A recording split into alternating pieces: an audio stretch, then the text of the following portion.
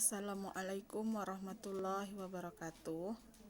Saya Feni Oktariza, NIM 1810205013. Di sini saya akan mempresentasikan proposal saya yang berjudul Eksplorasi Etnomatematika pada Kerajinan Bakul menggunakan manik-manik dihiang pada materi geometri,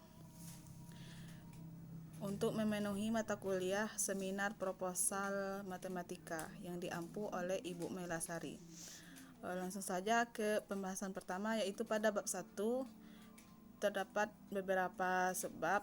Yang pertama yaitu latar belakang masalah. Kabupaten Kerinci merupakan salah satu daerah yang terkenal akan budaya, serta terkenal juga dengan kerajinan anyaman dari manik-manik yang ada di Hiang. Di Hiang juga terdapat beberapa pengrajin yang mempunyai kreativitas tinggi dalam menciptakan motif-motif anyaman yang begitu indah. Tidak semua masyarakat bisa membuat kerajinan dari manik-manik, dikarenakan anyaman dari manik-manik ini sangatlah rumit dan erat kaitannya dengan matematika. Salah satu contoh hasil karya manik-manik yang dibuat oleh masyarakat setempat yaitu di Hiang, salah satunya yaitu kerajinan bakul. Bakul mempunyai beragam bentuk, seperti berbentuk kubus, prisma segi 4, prisma segi 6, prisma segi 8, oval, tabung, dan lain sebagainya. Umumnya, bakul yang banyak diproduksi atau yang dibuat oleh masyarakat di Hiang yaitu yang berbentuk kubus dan prisma segi 4. Pada saat menganyam manik-manik tersebut, secara tidak langsung telah menuntut para pengrajin setempat untuk bisa memahami konsep-konsep yang ada pada matematika. Berikutnya, identifikasi masalah. Berdasarkan latar belakang yang dikemukakan di atas, peneliti melihat bahwa terdapat unsur matematika dalam kerajinan bakul menggunakan manik-manik, karena ditemukan pola-pola bangun datar dan bangun ruang. Yang C, batasan masalah. Berdasarkan identifikasi masalah di atas, maka peneliti membatasi masalah yang akan diteliti, yaitu eksplorasi etnomatematika pada kerajinan bakul menggunakan manik-manik di Hiang pada materi geometri. D, rumusan masalah. Berdasarkan batasan yang telah dikemukakan, maka peneliti merumuskan permasalahan yang akan diteliti, yaitu bagaimana etnomatematika yang terdapat pada kerajinan bakul menggunakan manik-manik pada materi geometri. Tujuan dari penelitian ini yaitu berdasarkan rumusan masalah, maka tujuan penelitian ini yaitu untuk mengetahui etnomatematika yang terdapat pada kerajinan bakul menggunakan manik-manik pada materi geometri. F, manfaat penelitian. Di sini terdapat banyak manfaat penelitian tersebut. Salah satunya satu, manfaat teoritis, yaitu menambah pengetahuan dan meningkatkan mutu pendidikan khususnya pada mata pelajaran matematika. Dan B, sebagai bahan kajian bagi peneliti untuk selanjutnya. Dan juga banyak manfaat bagi guru, bagi siswa, bagi peneliti, dan bagi masyarakat. Langsung saja kita masuk ke bab 2, landasan teori. A, etnomatematika. Istilah etnomatematika pertama kali dikemukakan oleh Ubiratan de Ambrisio, seorang matematikawan dan guru matematika Brazil pada tahun 1977. Istilah etnomatematika pertama kali diperkenalkan de Ambrisio sebagai metodologi untuk melacak dan menganalisis proses produksi, pemindahan, penyebaran, dan pelembagaan matematika dalam berbagai macam sistem budaya.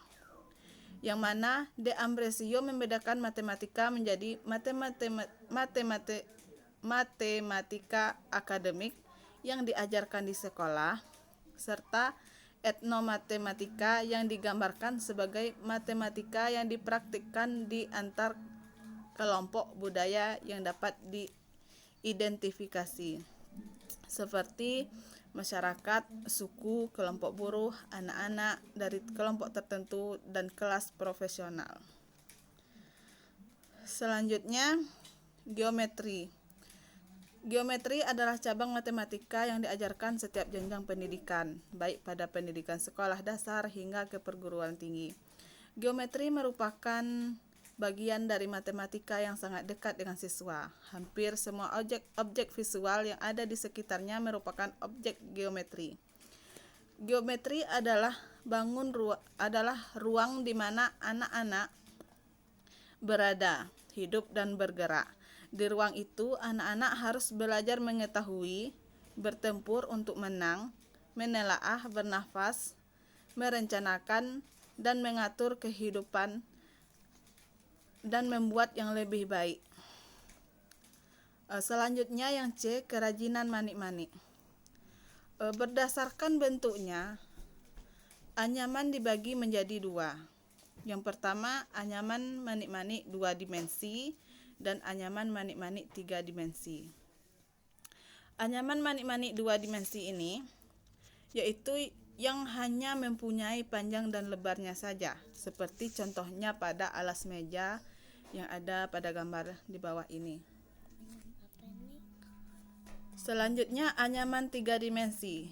Anyaman 3 dimensi seperti mana yang kita ketahui, 3 dimensi ini merupakan sebuah bangun ruang yang mempunyai panjang kali lebar dan tinggi. Contohnya ada pada kotak pensil, kotak tisu, termasuk bakul, dan lain sebagainya. Berdasarkan cara membuatnya, anyaman manik-manik dibagi menjadi 3, yaitu anyaman manik-manik datar. Contohnya sama seperti tadi, yaitu alas meja. Anyaman manik-manik serong, contohnya seperti keranjang tempat buah, keranjang air aqua, dan lain sebagainya. Dan yang ketiga, anyaman manik-manik ruang, yaitu yang berkaitan dengan anyaman yang 3 dimensi tadi. Selanjutnya, berdasarkan tekniknya, anyaman dibagi menjadi 2, yaitu ada anyaman rapat dan anyaman jarang. Anyaman rapat bisa kita lihat contohnya seperti pada kotak pensil.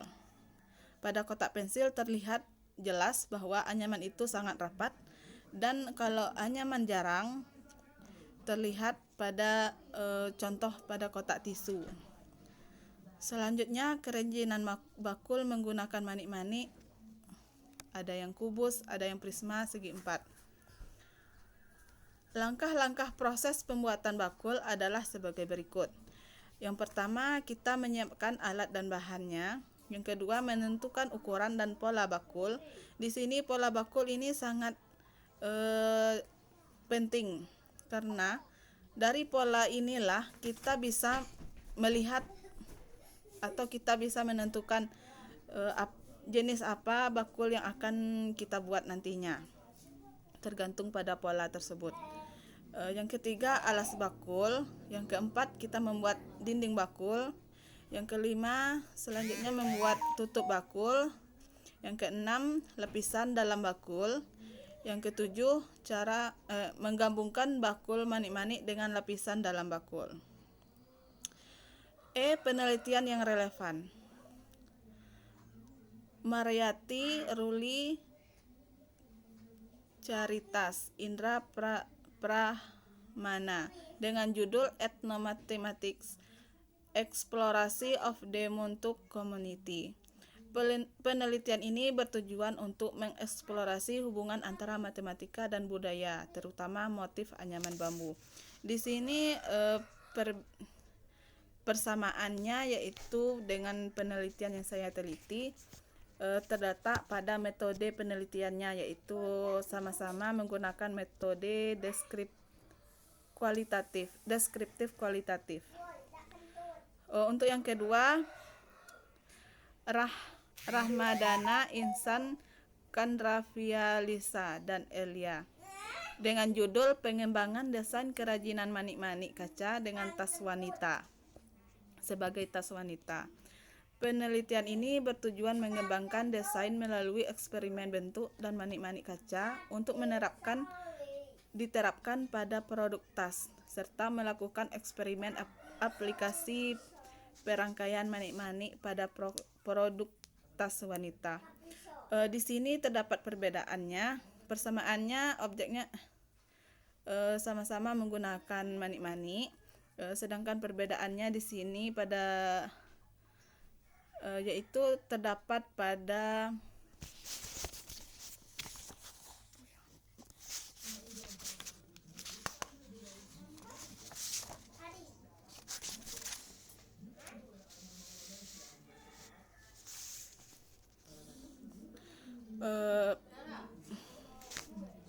persamaan penelitian ini yaitu terletak pada variabel atau objek penelitian, sedangkan yang menjadi perbedaannya yaitu metode penelitiannya.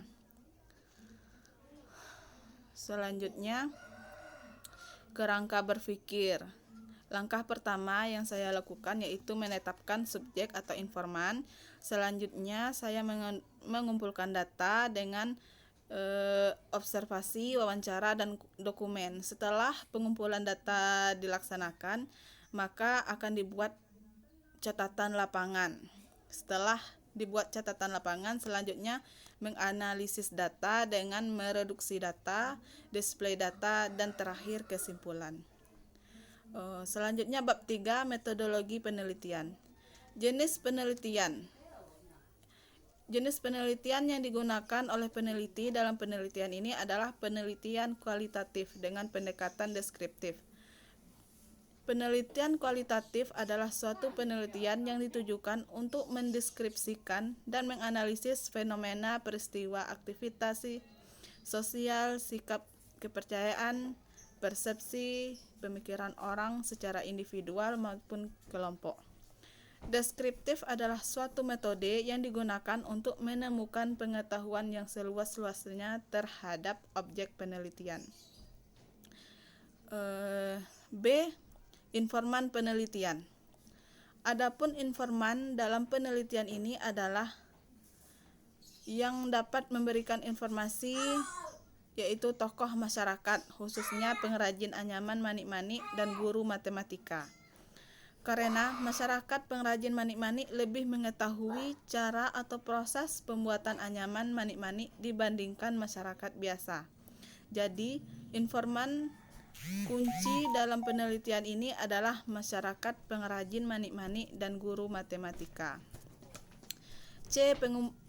Teknik pengumpulan data. Di sini ada 3 teknik pengumpulan data. Yang pertama observasi, wawancara, dokumentasi. Dan yang D, teknik analisis data. Yang pertama yaitu reduksi data, yang kedua penyajian data, yang ketiga penarikan kesimpulan. Mungkin itu saja yang dapat saya presentasikan. Lebih kurang saya mohon maaf. Terima kasih atas perhatiannya. Assalamualaikum warahmatullahi wabarakatuh.